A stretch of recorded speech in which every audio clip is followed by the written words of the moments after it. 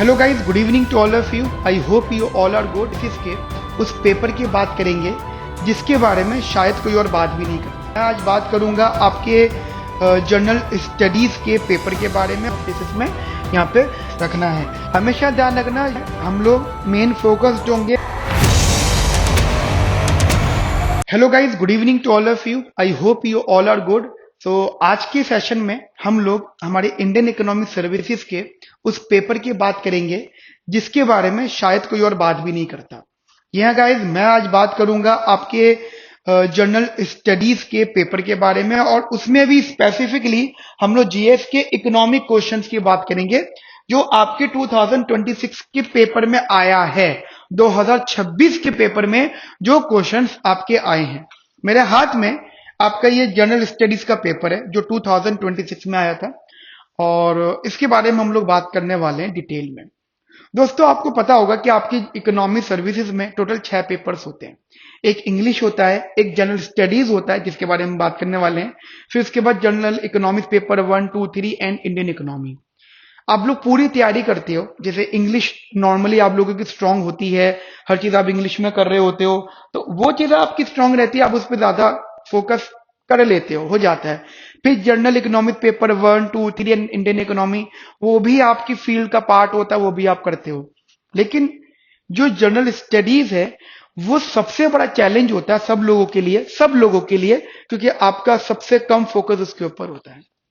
मैं ये नहीं कहता हूं कि आपको पॉलिटी को बहुत अच्छे से पढ़ना है, हिस्ट्री को बहुत अच्छे से पढ़ना है, या ज्योग्राफी को बहुत अच्छे से पढ़ना है। नहीं, आप सारे सब्जेक्ट को बहुत डिटेल नहीं कर सकते, बट इन्हीं चारों सब्जेक्ट में एक सब्जेक्ट इकोनॉमी का पोर्शन भी है। तो मेरा मानना यह है कि अगर आपको लग रहा है कि जनरल स्टडीज का पेपर डिफिकल्ट होता है, या उसको अटेम्प्ट करना मुश्किल है, या क्वेश्चन बहुत अच्छे लेवल के आते हैं, या स्कोर करना डिफिकल्ट है, तो जरूरी नहीं कि आप सारे सब्जेक्ट करो। आप अगर अपना इकोनॉमी पोर्शन भी पकड़ के रखते हो तो मोर देन क्वालिफाइंग मार्क्स आप ला सकते हो। और ये बहुत इंपॉर्टेंट होती है इस बात की कि जब आपके मार्क्स आते हैं तो उसमें इंग्लिश और जनरल स्टडीज भी इंक्लूड होता है। ये बहुत इंपॉर्टेंट चीज है गाइस, तो इस चीज को आप लोग अपने माइंड में रखिएगा। और जब आपका इंटरव्यू होता है, तो जैसे अभी लास्ट ईयर का जो रैंक 1 था, उनका ही मानना यह था कि उनका खुद उनकी स्टेटमेंट यही है कि मेरे इंटरव्यू में एज कंपेरेटिवली जो मेरे साथी थे उनसे कम नंबर हैं, बट बावजूद इसके मेरी रैंक 1 आई है। इसका मतलब यही होता है ना कि आपने अच्छी परफॉर्मेंस करी इन द मेंस एग्जाम, तो you will basically you need to try कि आपको अपना मेंस परफॉर्मेंस बहुत अच्छा करना है। तो आज का सेशन बेसिकली बेस्ड है हमारे जीएस इकोनॉमी के उन 5 क्वेश्चंस के लिए जो 2026 के पेपर में आए हैं, और फिर उसके बाद में we will try to discuss the strategy for 2027 exam. ये बहुत इंपॉर्टेंट है। जब आपके सामने जनरल स्टडीज का पेपर आता है तो इसके कुछ इंस्ट्रक्शंस में बता देता हूं। एक तो वो हर क्वेश्चन में लिखते हैं कि right not more then this word, या फिर वो लिखते हैं answer all of the above question in around 200 words each. Around 200 words each यानी 200 वर्ड के आसपास लिखो। और इंस्ट्रक्शन में उन्होंने एक चीज लिखी है कि मतलब पूरा जो लिखा मैं आपको हिंदी में बता देता हूं कि अगर आपने वर्ड लिमिट को क्रॉस करा तो आप पेनलाइज्ड होंगे। पेनलाइज का मतलब आपके मार्क्स डिडक्ट होंगे, जो आए हुए नंबर होंगे उनमें से भी 5-10 नंबर कम किए जाएंगे। इसका मतलब ये हो जाता है कि आपको वर्ड लिमिट के अंदर रहना है, जितनी बातें पूछिए सिर्फ उतनी बतानी है। अब डिस्कशन ही होता है कि सर यूपीएससी जो हमसे क्वेश्चन पूछ रहे हैं वो जनरली किस बेस पर है। आपको क्या लगता है सिर्फ 5 क्वेश्चन है वो इकोनॉमी के? नहीं, वो 5 क्वेश्चन नहीं है। वो 5 क्वेश्चन होने के साथ साथ 5 थीम्स हैं। 5 अलग अलग फील्ड के 5 अलग अलग थीम के क्वेश्चन पूछे जाते हैं। और आज मेरा पर्पस एजेंडा यही है कि हम लोग जनरली यूपीएससी की सोच को समझेंगे कि यूपीएससी एक्चुअली सोच क्या रहा है। देखिए, हम लोगों को पता है कि यूपीएससी जब भी कोई पेपर सेट करते हैं तो उनके पॉइंट ऑफ व्यूज किया होते हैं। हमें क्या लगता था अभी तक कि हमारी इकोनॉमी में यूपीएससी सिर्फ फैक्ट्स को पूछ रहा है। ठीक है, हमें लगता था कि यूपीएससी सिर्फ फैक्ट को पूछ रहे हैं, सिर्फ डेफिनेशन पूछ रहे हैं, या हमारा रटिफिकेशन काम आ जाएगा। बट यह गलत है। इनमें से कुछ भी चीज यूपीएससी टेस्ट नहीं कर रहा, क्योंकि वो लिखते हैं ना नॉट मोर देन, तो रटिफिकेशन काम नहीं आएगा। यूपीएससी का मानना यह है कि आपको करंट अफेयर्स की नॉलेज कितनी है। उनका मानना है कि आप लोगों को करंट अफेयर्स की नॉलेज कितनी है। दूसरा, जो टाइम के साथ साथ गवर्नमेंट की स्कीम्स आती हैं, करंट अफेयर वाली स्कीम, मैं मनरेगा स्कीम स्कीम की बात नहीं कर रहा हूं, वो तो बहुत पहले आई थी। हाँ, मनरेगा में अगर कुछ और बदलाव आया है वो, ठीक है, तो गवर्नमेंट की स्कीम, गवर्नमेंट की इनिशिएटिव, गवर्नमेंट के ऑब्जेक्टिव और उनके थ्रू जो इकोनॉमी पे इंपैक्ट पड़ रहा है वो पूछना ऑब्जेक्टिव होता है। एंड प्लस जो वो क्वेश्चन पूछ रहे हैं उसमें आपकी एनालिटिकल थिंकिंग, बिकॉज उनका आपसे आपका ओपिनियन जानना मकसद है। ओपिनियन अगर आप अपने दोगे तो ज्यादा बेहतर है, और पॉलिटिकल आंसर आपको यहाँ पे नहीं देना है। एक्चुअली हमारा गोल सोल्यूशन ओरिएंटेड होना चाहिए और हमें हमेशा रियल वर्ल्ड एग्जांपल्स को फोकस करना। जैसे अभी मैं आपको करंट न्यूज बता देता हूं और आपके पेपर पॉइंट ऑफ व्यू से 2027 में क्वेश्चन आने के चांसेस हैं इकोनॉमिकली, और ये इन्वायरमेंटल इकोनॉमिक्स से कनेक्टेड है, इन्वायरमेंटल इकोनॉमिक्स से कनेक्टेड है कि आने वाले समय में 2027 और 28 के बाद से जो जो टू व्हीलर्स हैं उनमें पेट्रोल डीजल के रजिस्ट्रेशन खत्म हो जाएंगे, सिर्फ इलेक्ट्रिक व्हीकल रजिस्टर्ड किए जाएंगे।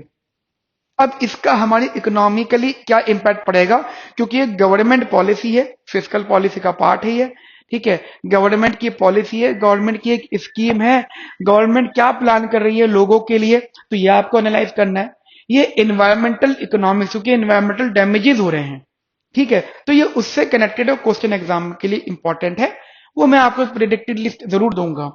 उसके अलावा हमेशा ध्यान रखना, यूपीएससी आपसे जो भी पॉलिसी उन्होंने करंट ईयर में बनाई होगी उससे रिलेटेड अंडरस्टैंडिंग चाहते हैं, ठीक है। अभी हम डिस्कस करेंगे क्या क्वेश्चन उन्होंने पूछा, और हमें हमेशा उन एप्लीकेशन की बात करनी जो इंडियन कंटेक्स्ट में हो।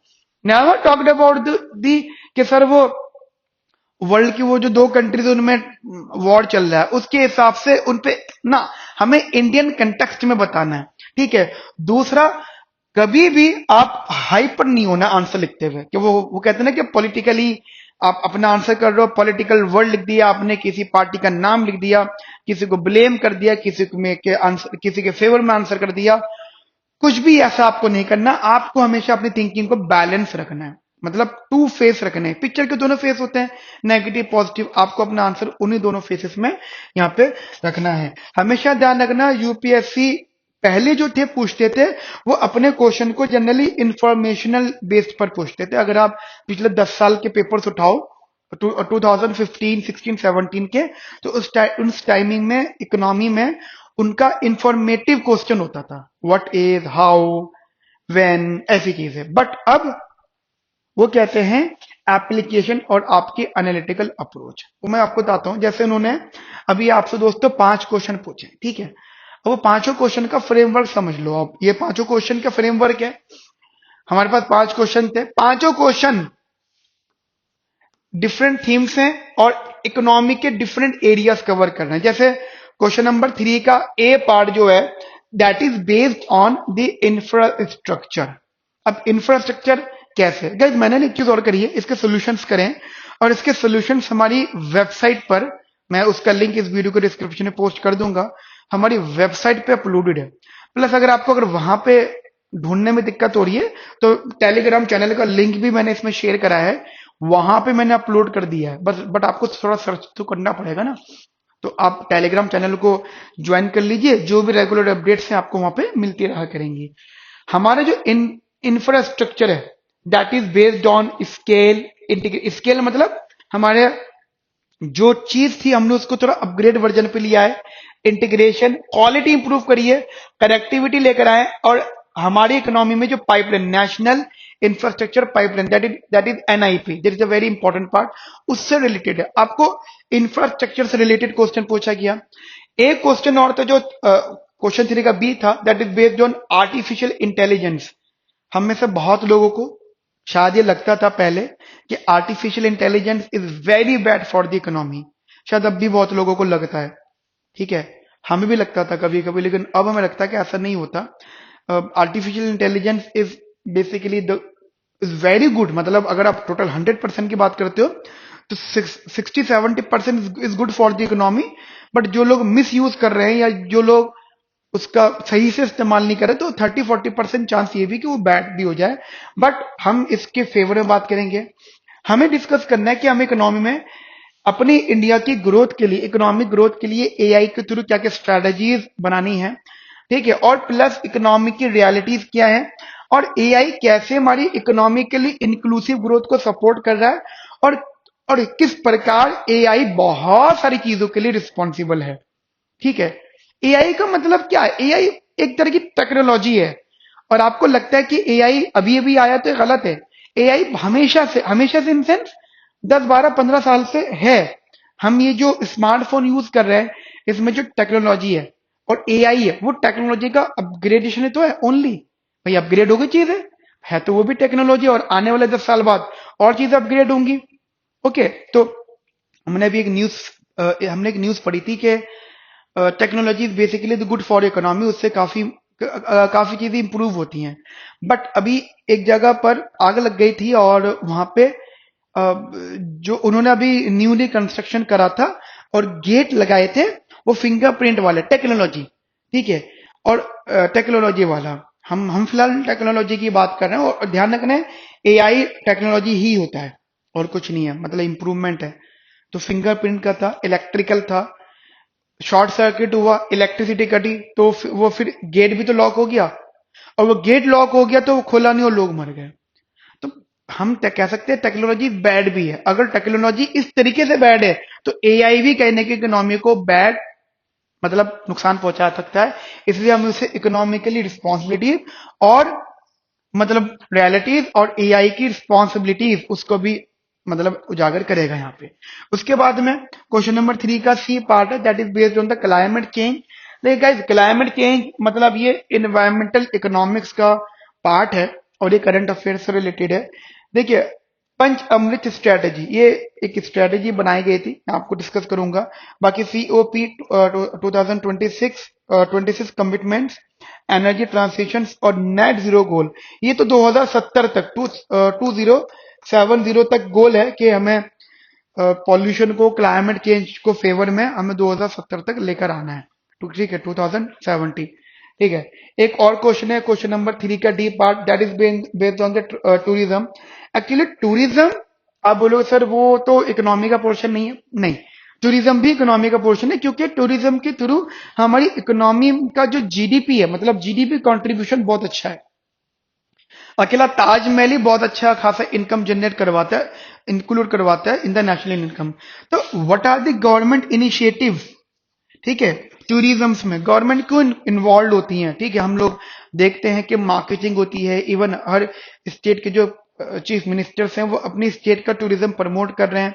हम लोग मेट्रो में देखते हैं, गुजरात हो गया, असम हो गया, ठीक है, और ये सब चीजें। देखिए, आगरा, ताजमहल ये हमेशा से फेमस है। आगरा का कोई प्रमोशन भी होगा तब भी लोग वहां जाएंगे। बट बिहार का टूरिज्म, असम का टूरिज्म, हिमाचल प्रदेश का टूरिज्म, या और भी जगह जैसे पंजाब है, हरियाणा, इन जगहों के भी को भी थोड़ा सा इंप्रूव किया जा रहा है, सो दैट वहां का टूरिज्म इंप्रूव हो और लोग वहां पे जाए। ऐसी चीजें बनाई जा रही हैं, इनकम जनरेट हो, वहां का इंफ्रास्ट्रक्चर हो गया, उनको प्रमोट, देखिए प्रमोट, क्योंकि अभी मैं रिसेंटली मेट्रोज में देखता हूँ तो असम का प्रमोशन दिखता है मुझे। इवन ये ट्रेड फेयर जो होता है वो भी इसी प्रकार का प्रमोशन ही है, ठीक है, और उससे इकोनॉमी पे क्या इंपैक्ट पड़ रहा है। उसके अलावा क्वेश्चन नंबर 3 का E, guys this is the very very and very important part, that the tribal development.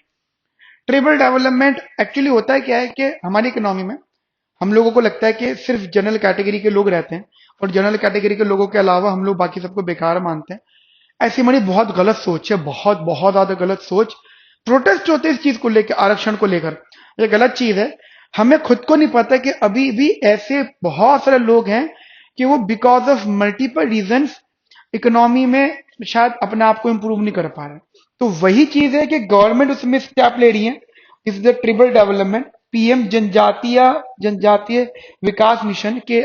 हमारे देश में बहुत सारी जनजाति ऐसी है, बहुत सारे कम्युनिटीज ऐसी हैं, क्योंकि वो पिछड़ी हैं, वो कनेक्ट नहीं कर पाई अर्बन से, वो कनेक्ट नहीं कर पाई लोगों से, नए जमाने से, तो वो आज भी उनके यहाँ पे बहुत सारी चीजें नहीं है, ठीक है।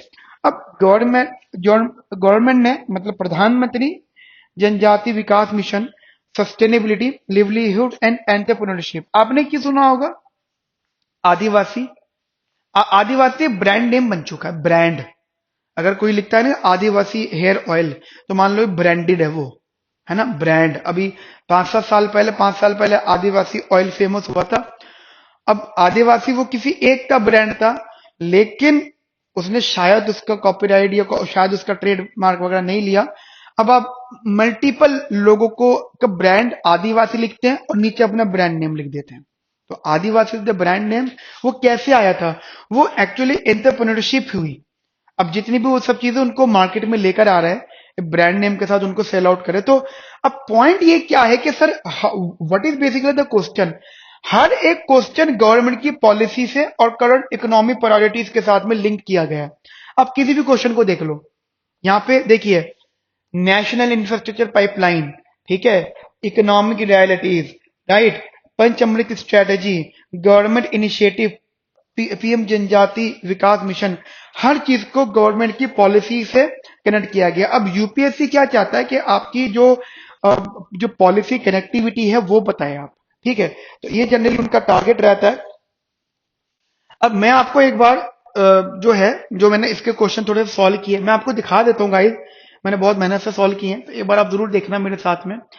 पहले तो ये मैंने जैसे क्वेश्चन सॉल्व करें, इजी है, ठीक है। आप इनको एक बार अपने साइड में रख सकते हैं। ये हमारे टेलीग्राम चैनल पे इसका सोल्यूशन अपलोडेड है। इकोनॉमिक पोर्शन की बात करूंगा मैं, जीएस के दूसरे पोर्शन फिर दूसरे से बात करेंगे। मेरे टेलीग्राम चैनल पे अपलोडेड है। और ये हमारा जो वेबसाइट है उसके ऊपर भी, अगर आप हमारी वेबसाइट पे जाओगे, पीवाईक्यू सॉल्यूशंस का इकोनॉमिक सर्विसेज के टैब्स के नीचे मिलेगा आपको पीवाईक्यू प्रीवियस ईयर पेपर्स का। तो 2026, 25, 24 सारे पीवाईक्यूज है, और जिन जिन के सोल्यूशन हम लोग कर चुके हैं, ठीक है, या जिनके हमें देने हैं आपको, वो सोल्यूशन हमने वहां पे पोस्ट कर दिए, ठीक है। तो अगर आप देखेंगे जैसे क्वेश्चन नंबर 3 का ए पार्ट था, कहता है अब क्वेश्चन रीड करना, India infrastructure strategy over recent years reflect a decisive shift towards scale, integration and quality, do you agree? अब ये एनालिटिकल अप्रोच करवा है, तो इसको मैंने सॉल्व किया है। ये आपको आंसर जनरली एक्सप्लेन करना है, 5 मार्क्स में क्वेश्चन है ये। पहले उसको इंट्रो करना है, इंफ्रास्ट्रक्चर को समझाने का, what is generally the infrastructure for the economy, and after that जो उन्होंने टर्म यूज करे, they use the term again, India infrastructure strategy over recent year deflects a decisive shift towards scale, integration and quality. Infrastructure को scale, integration, quality पे shift किया गया। तो अब हमें समझाना पड़ेगा कि स्केल का मीनिंग क्या है, ठीक है। स्केल का मतलब क्या है, इंटीग्रेशन का मतलब क्या है, क्वालिटी का मतलब क्या है। हमेशा ध्यान रखना, एक बहुत शॉर्ट में आपको एक्सप्लेन भी करना है, that the large investment, expansion of network and capacity, integration, multi modal connectivity, coordinated planning and Gati Shakti approach, and quality मतलब efficiency, sustainability, technology adoption, lower logistic cost, right. फिर आगे उसके challenges and what are the steps, वो कहते हैं do you agree, तो आपको बताना है कि yes we are agree, and finally you need to write the conclusion. You need to try just answer this question not more than 200 words. हो सकता है मेरे वर्ड 220 230 तक हो गए हों, there is a possibility, but I am generally trying to explain my topic, ठीक है। आपको ये 200 वर्ड के आसपास रखना है ऐसी। उसके बाद को दूसरा क्वेश्चन है 3 का बी पार्ट, कहते हैं in what veg can India design an artificial intelligence AI strategy that aligns with its own economic realities rather than replicating unsustainable model from advanced economy। उनका मानना ये है कि एआई को आप इंडिया के पॉइंट ऑफ व्यू से किस तरीके से डिजाइन करोगे सो दैट वो हमारी इकोनॉमिक रियलिटीज की बात करें rather than replicating unsustainable model from the advance economy. देखिए हमें ये बात बहुत अच्छे से पता है कि एडवांस इकोनॉमी में एआई की मदद एक अलग तरीके से हो रही है। जापान अलग तरीके से यूज कर रहा है, वो अपने बैंक्स में पूरे रोबोट्स रख रहे हैं, बट हमें हमारे लिए एग्रीकल्चर बहुत इंपॉर्टेंट है। तो हम ये कह रहे हैं कि एआई का मतलब ये थोड़ी कि हम लोग उन सब चीजों को छोड़ दें, एग्रीकल्चर वगैरह नहीं, हम एआई को यूज करेंगे फॉर दी एग्रीकल्चर, एआई को यूज करेंगे फॉर दी हेल्थ। अब हेल्थ केयर में मैं आपको बता देता हूं, अभी ये जो क्वेश्चन है लास्ट ईयर का जो बजट है उससे कनेक्टेड है। लास्ट ईयर के बजट में एक चीज इंट्रोड्यूस हुई थी कि हेल्थ केयर में एआई, हेल्थ केयर में स्पेंड करना और उस एक्सपेंशंस का, उस पैसे का इंक्लूड करना, पैसा लगाना, यानी उस पे भी उन्होंने बजट सेट किया था। उसका पर्पस ये था कि जो मेडिकल रिपोर्ट्स, जो ब्लड टेस्ट वगैरह दिनों में आते हैं, ठीक है, मान लीजिए एक मशीन है ब्लड टेस्ट की, एक रिपोर्ट कई कई दिन में आ रही है, तो इससे क्या होता है, गवर्नमेंट हॉस्पिटल्स में, प्राइवेट हॉस्पिटल में तो रखी हुई है, आपने देखा होगा, सरकारी अस्पताल में रिपोर्ट दिनों के हिसाब से आती है, एक दो दिन नहीं, एक एक महीना तक लग जाता है, 15-15, 20-20 दिन लग जाते हैं। इवन टेस्ट भी होना है तो टेस्ट, आज बंदे की तबीयत खराब है तो 10 दिन बाद की टेस्ट होगी, ठीक है, या फिर आज जनरली टेस्ट होगा तो 10-15 दिन बाद रिपोर्ट मिलेगी। तो मेडिकल में ये चीज खराब है। तो हेल्थ केयर में पैसा लगाया और एआई यानी आर्टिफिशियल इंटेलिजेंस इस तरीके से लेकर आए कि रिपोर्ट इंस्टेंट आ जाए, जो दिनों का हिसाब था वो घंटों में कर दिया, घंटों वाला हिसाब मिनटों में कर दिया। वो है ये चीज लास्ट ईयर के बजट में थी, मैंने डिस्कस किया था, मुझे याद है, एआई को एजुकेशन। अब हमें पता है कि एजुकेशन में जैसे स्टूडेंट्स वगैरह एआई को यूज करते हैं, ठीक है, मतलब बहुत सी चीजों में यूज करते हैं एआई को एजुकेशन में, और वो डिपेंडेंसी एआई पे 100% डिपेंड हो गया, फिजिकल टीचर से कनेक्ट नहीं करते। इवन इवन मेडिकल लाइन में भी डॉक्टर के पास जाने से पहले अपनी सिम्टम्स को एआई को बता देते हैं, चैट जीपीटी को, वो बता देता है अच्छा ये सिम्टम, उस सिम्टम्स के हिसाब से वो सब कुछ बता देता है, और डॉक्टर को जाके हम एआई वाली बातें बता देते हैं चैट जीपीटी की, ठीक है। बट इतना ट्रस्ट नहीं करना है, एजुकेशन में भी ऐसा होता है, टीचर ने एग्जाम ले रहे हैं मोबाइल फोन अलाउड है अलाउड है, या लोग छुप के से ले गए, कुछ नहीं करा, सीधा क्वेश्चन पेपर डाला चैट जीपीटी पे, give the exact answer solution, उन्होंने दे दिया, कॉपी पेस्ट कर दिया। So this is the bad use, ठीक है, वो ऐसा नहीं करना है। You need to try to basically improve your skill development, ठीक है, और असेसमेंट सपोर्ट लो, एआई को यूज करो लोकल लैंग्वेजेस में, ठीक है, जो एजुकेशन ब्रिज है इन इक्वालिटीज है, या जो आपकी लर्निंग इम्प्रूवमेंट है उसको बढ़ाओ। हमारी इंडिया में जनरली एआई को आप इस तरीके से यूज कर सकते हो, AI generally use for multiple reasons, ठीक है, in agriculture, in health care, in education, MSMEs, governance and Indian languages, ये इसमें आप यूज करना ज्यादा बेहतर है। ऐसी क्वेश्चन नंबर 3 का C part, give a brief outline of India Panchamrit strategy. अब ये डायरेक्ट आपका क्वेश्चन है, ये गवर्नमेंट की पॉलिसीज हैं, ठीक है, स्ट्रेटेजीज हैं, स्कीम्स हैं, ये डायरेक्ट क्वेश्चन है, ठीक है। India announce its Panchamrit strategy at the COP 2026 summit held in Glasgow 2021 to demonstrate its commitment toward climate action, ठीक है, उससे रिलेटेड है, ये सारा आप रीड करोगे, ठीक है, क्योंकि इसको डिस्कस करने का फायदा नहीं होगा क्योंकि अगली बार आपको नया क्वेश्चन मिलना है, आपको ये समझना है कि थीम क्या थी क्वेश्चन की, ऐसे ये है और है। तो मैंने आपके सारे सॉल्यूशंस यहाँ पे कर दिए हैं, आप एक बार इन सारे क्वेश्चंस को अच्छे से देख लीजिएगा, अच्छे से समझ लीजिएगा, ठीक है। ये टूरिज्म से रिलेटेड था और 5वां क्वेश्चन हमारे पास था, in what ways PM Janjati Vikas mission strengthen environmental sustainability while facilitating livelihood and entrepreneurial opportunities for tribal population in India, उससे रिलेटेड बहुत इंपॉर्टेंट पार्ट है, बट डोंट एक्सपेक्ट कि सर ये क्वेश्चन रिपीट होगा, नहीं, ठीक है। तो एक ये अपने माइंड में आप लोगों को ये सब चीजें रखनी है कि 5 क्वेश्चन, अच्छे 5 क्वेश्चन अपलोडेड है, वो आप लोग एक बार जरूर देख लीजिएगा। अब उसके बाद में कि जिन लोगों ने 2026 का पेपर दिया है, तो व्हाट इज द मैसेज उनकी साइड से आप लोगों को, जो न्यू स्टूडेंट्स को तैयार कर रहे हैं 2027 के लिए, किस प्रकार वो लोग इसको तैयार करेंगे। देखिए कंसेप्ट ये कि जो यूपीएससी क्वेश्चन पूछते हैं आपसे, यूपीएससी का फोकस एक ही होता है कि वो आपसे तो पॉलिसी अंडरस्टैंडिंग, उससे रिलेटेड एप्लीकेशन और analytical thinking, what you basically think about. अब जैसे 2026 के लिए वो एरियाज हो गए थे, 2027 के लिए आप अपने माइंड में रखना कि जनरली कनेक्टिविटी 2027 के लिए पहले तो लास्ट ईयर के पार्ट्स इंपॉर्टेंट है, बट अगर क्वेश्चन आता है तो क्वेश्चन का फ्रेमवर्क ऐसे होगा जैसे PM Gati Shakti, national infrastructure pipeline, Bharatmala, Sagarmala, logistic and connectivity, quality infrastructure, that is the growth multiplier. So there is a possibility कि क्वेश्चन ग्रोथ मल्टीप्लायर का हो या टेक्नोलॉजी फॉर इंक्लूसिव ग्रोथ का हो, सस्टेनेबल एंड ग्रीन फ्यूचर का हो, ठीक है, क्योंकि जब वो बात करते हैं नेट जीरो बाय 2070, तो ये एक लंबा समय है, तो हो सकता है नेक्स्ट ईयर भी क्वेश्चन आए, ठीक है। Employment forex and regional development, यहाँ से भी कनेक्टिविटी होगी। एंड सबका साथ सबका विकास, सस्टेनेबल डेवलपमेंट, जो ट्रिबल है या ये सब चीजें जनजातीय है, इनको भी सपोर्ट करना गवर्नमेंट का ऑब्जेक्टिव है। तो guys these are the few things. अब आप कहते हो कि सर हमें इसको किस तरीके से तैयार करना है, तो हमारे जो इकोनॉमिक सर्विसेज का फाउंडेशन बैच है, हमारे इकोनॉमिक सर्विसेज का जो फाउंडेशन बैच है, वो हमने स्टार्ट कर दिया है 2027 के लिए। और उसमें हम लोग मेन फोकस जो होंगे जनरल इंग्लिश और जनरल स्टडीज पर भी, उस पर भी होंगे। जैसे मैं जनरल स्टडीज की बात करता हूँ, तो उसमें जो इकोनॉमिकली वाला पोर्शन है, जैसे we will try to cover your all economic portion, GS से रिलेटेड इकोनॉमिक सर्वे जो मैं आप लोगों को करवाऊंगा वो आपको सपोर्ट करेगा। बजट एनालिसिस जो मैं करूंगा वो आपको सपोर्ट करेगा।